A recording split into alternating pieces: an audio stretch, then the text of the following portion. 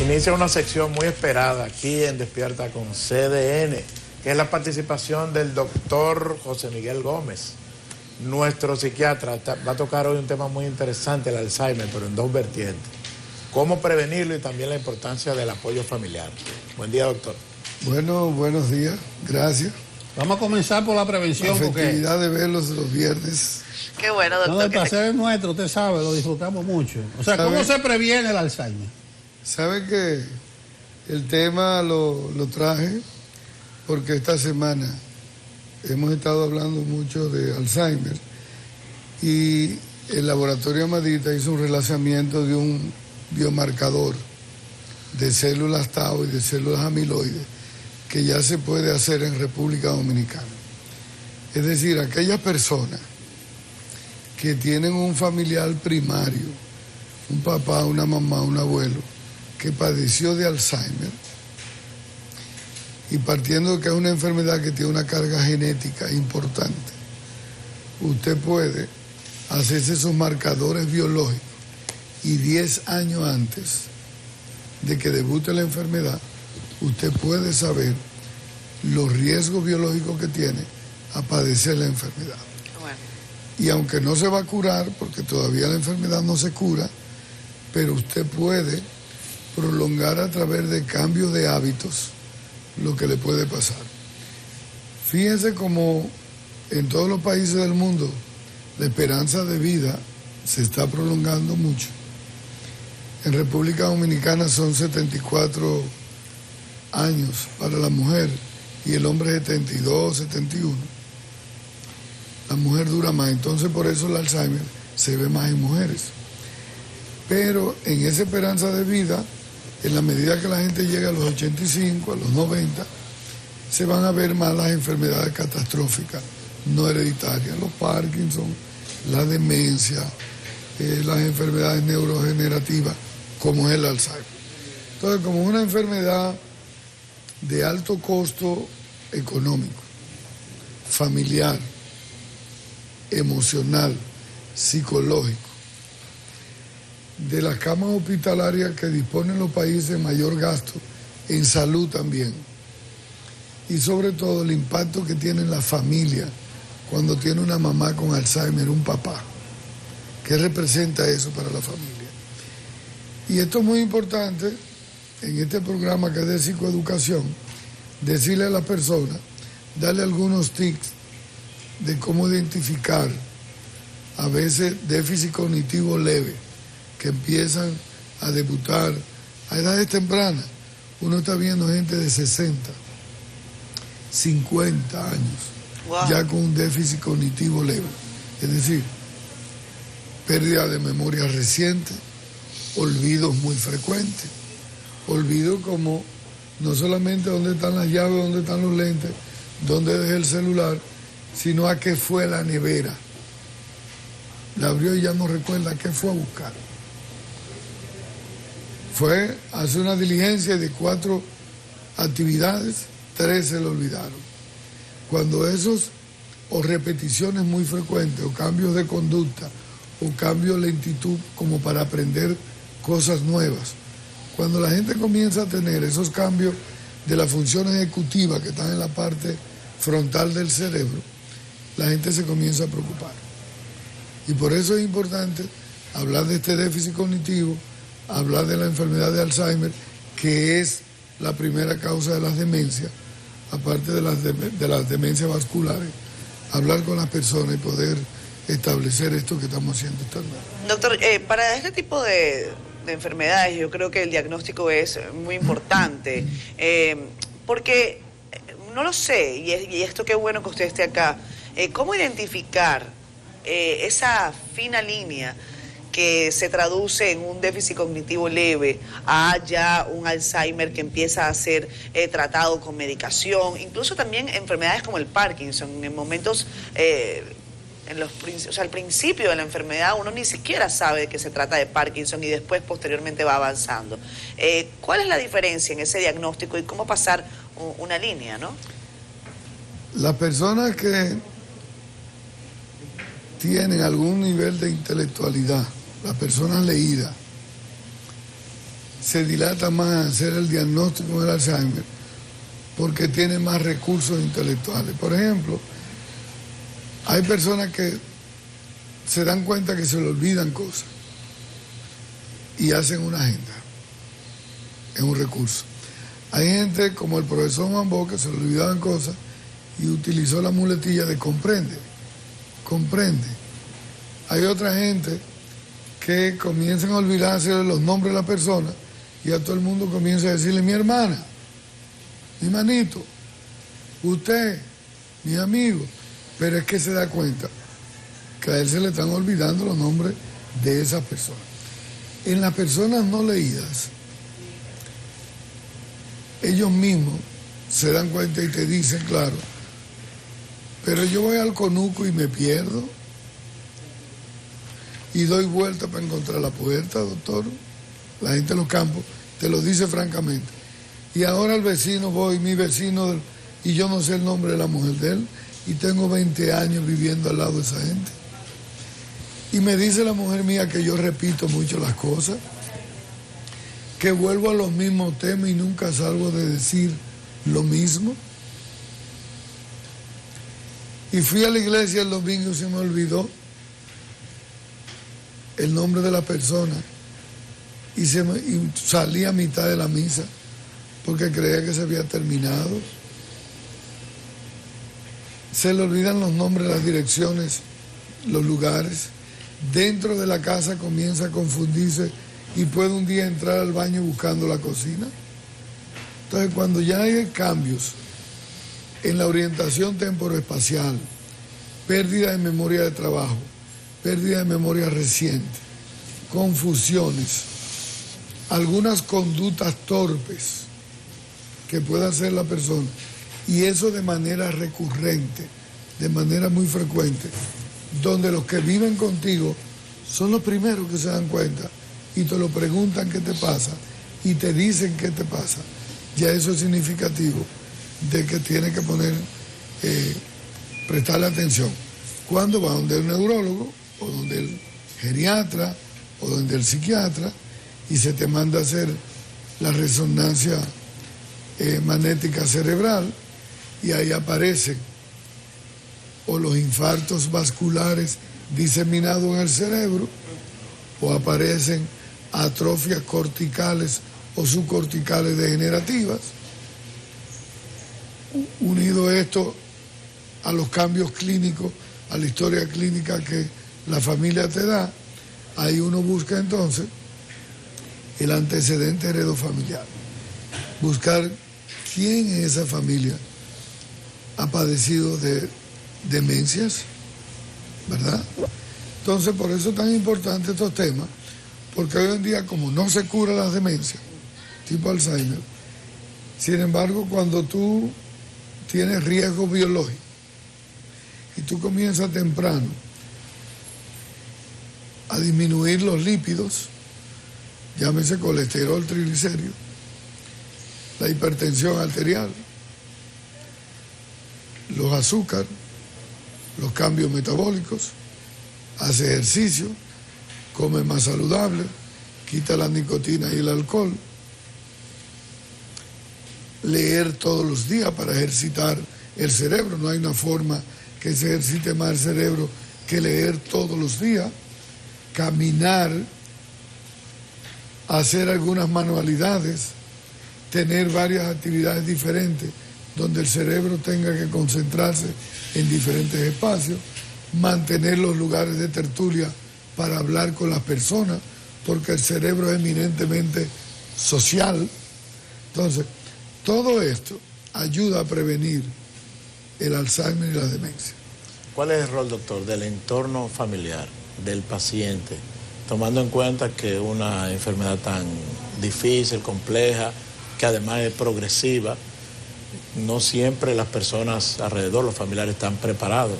Necesitan algún tipo quizá de preparación especial de parte de profesionales para tratar el caso. Sí, Marti, así es. ¿Sabe que lo primero que hay que hacer es una reunión familiar?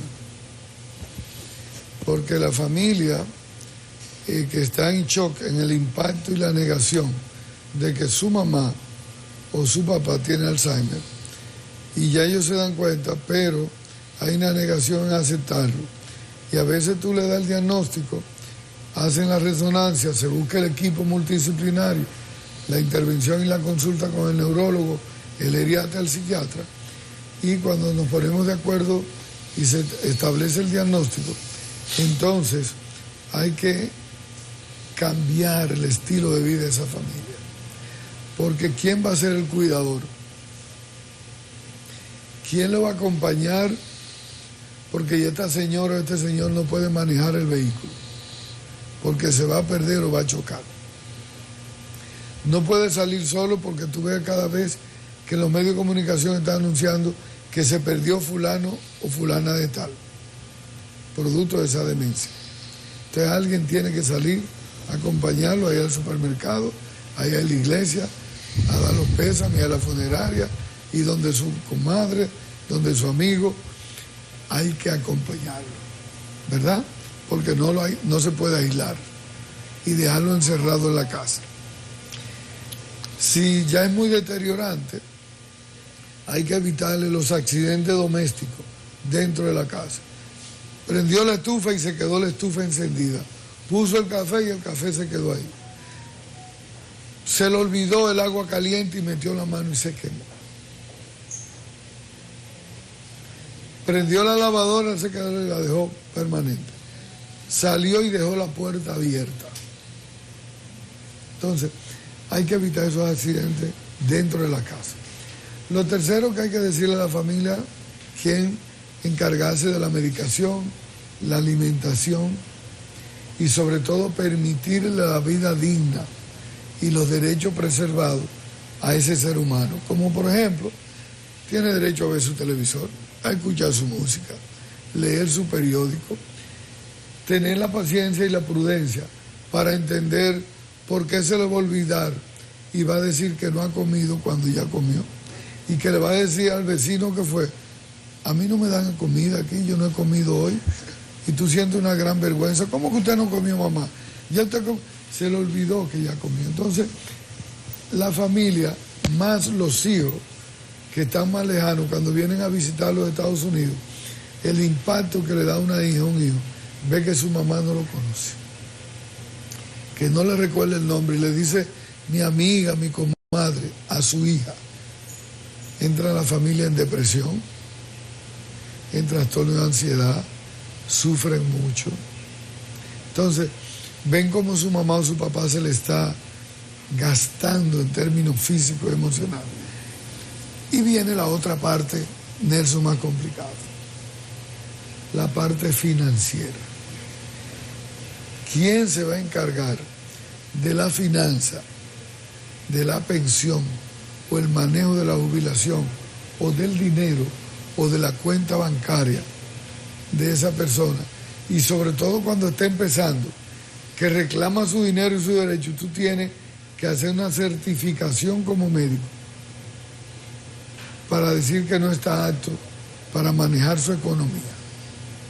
Fíjense todas las complicaciones que tiene esto. Es una enfermedad terrible. Doctor, vamos a pedir a la audiencia que haga sus llamadas, que hagan sus preguntas. Los números de teléfono están en pantalla, son las líneas del estudio. 809-683-8785, 809-683-8786, 809-683-8795. Y están los 3 números en pantalla. La gente puede comunicarse con nosotros. Es una enfermedad terrible, doctor, es una enfermedad con un impacto doloroso en la familia. Yo quiero preguntarle cuáles son, quizás en la República Dominicana, las instituciones que están llamadas a ayudar para esto, si usted las conoce, si usted puede dar crédito de alguna de ellas, porque los que nos están viendo también necesitan quizás saber a dónde acudir, más allá de su especialista primario, ¿no? Mira, aquí se ha avanzado mucho con las demencias. En la Plaza de la Salud hay la Asociación de Alzheimer, de un patronato de familiares que le dan entrenamiento a acompañantes y a cuidadores, le dan psicoeducación, talleres, seminarios para preparar y educan a personas. Ahí en la plaza. En la plaza. Hay un banco de cerebro en la UNF, que lo dirige la doctora Acosta, Daisy Acosta, donde también dan informaciones y se hacen estudios epidemiológicos de República Dominicana y el Alzheimer en algunas provincias y en el centro urbano. Y ya, como te dije ahora, este laboratorio Madita, que es el primero en empezar con los biomarcadores que tienen que ver con Alzheimer, que antes eso había que mandarlo a Estados Unidos. O sea que 10 años antes de uno padecer la enfermedad puede saber usted si... puede tener la predisposición en términos de esos biomarcadores que le dan señalación. No es que se cura, como te dije. ¿Usted se lo está indicando a quiénes, doctor? O sea, personas con qué edad. Si ya lo empezamos, personas que tengan componentes de factores biológicos heredofamiliares primarios. Entonces a esas personas, 10 años antes que comiencen a debutar con algún déficit cognitivo leve, se les mandan a hacer los biomarcadores como una manera de cambiarle estilo de vida. Eso es muy importante. Sí, doctor, hay llamadas. Vamos a la primera. Buenos días. ¿Con quién hablamos? ¿De dónde?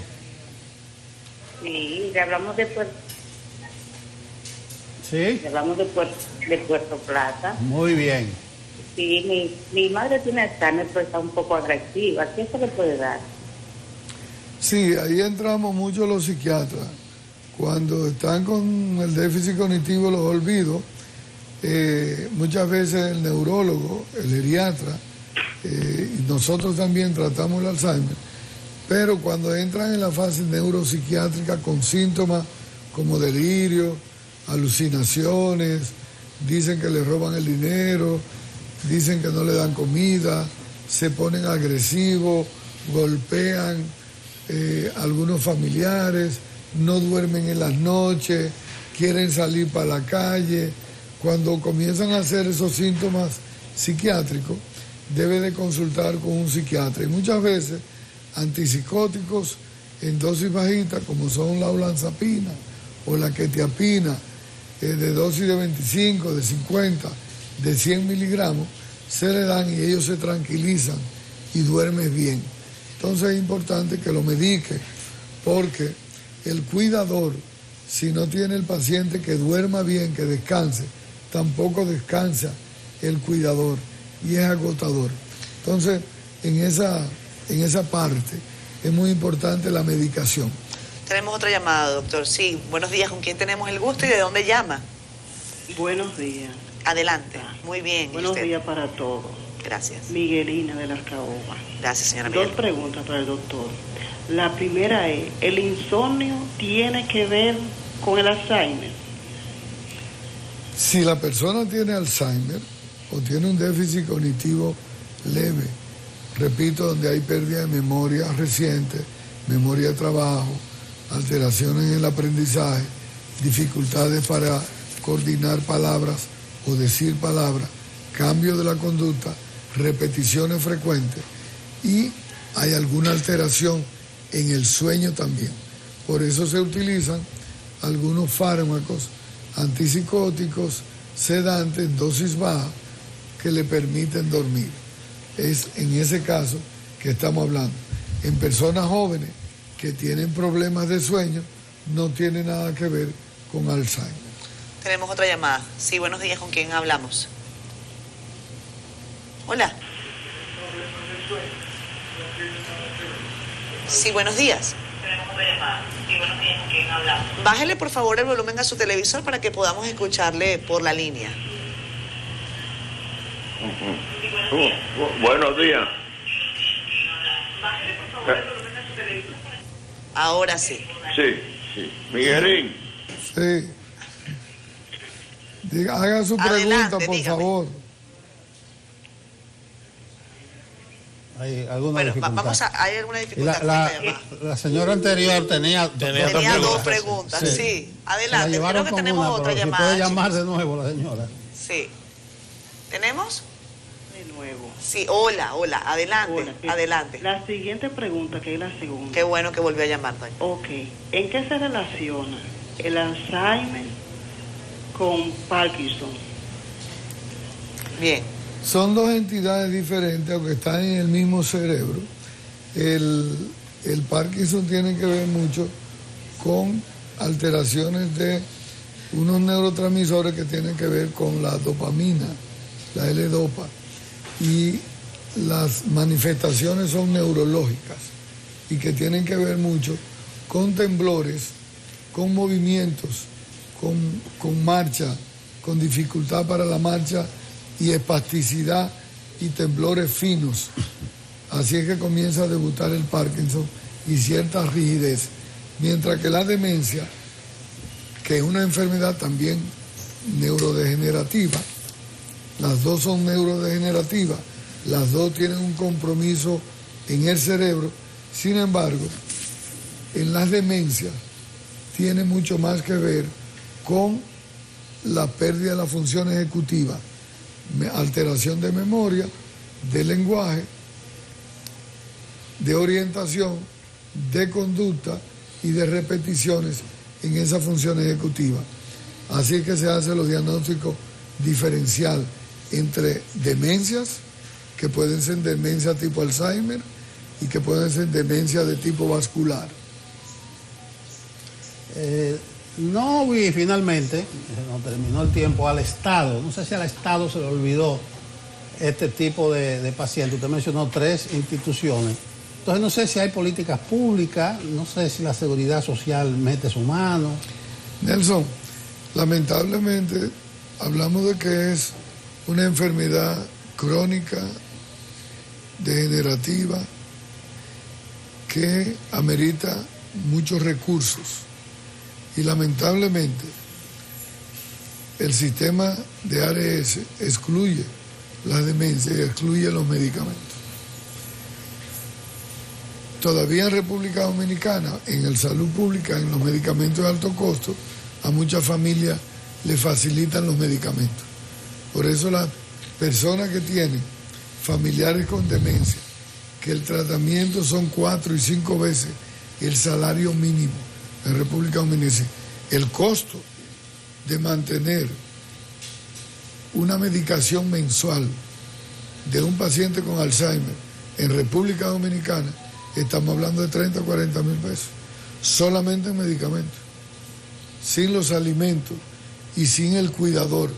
Y a veces hay familias cortas donde no pueden disponer para cuidar y tienen que buscar una enfermera y pagar un cuidador, y eso se agrega a los costos de ese paciente. Entonces, yo pienso que el Estado tiene que hacer más política de prevención, de atención, de cuidado y de facilitar los medicamentos, el acceso a los medicamentos, que haya una cobertura a nivel nacional de las ARS con estos medicamentos. ¿Y tenemos alguna cifra, doctor, de la incidencia a no, nivel local o global? En el mundo se habla de un 5% de probabilidad de personas que van a tener Alzheimer, con un componente biológico importante. Y a medida que la esperanza de vida se prolonga, más se está moviendo, más síntomas de la enfermedad. Pero también los cambios alimenticios, los cambios de comida, de hábitos y todo esto. De manera que la gente haga la prevención. Gracias, doctor José Miguel Gómez, el doctor de la casa ya. Gracias por estar con nosotros y feliz fin de semana. Muchas gracias. Igual.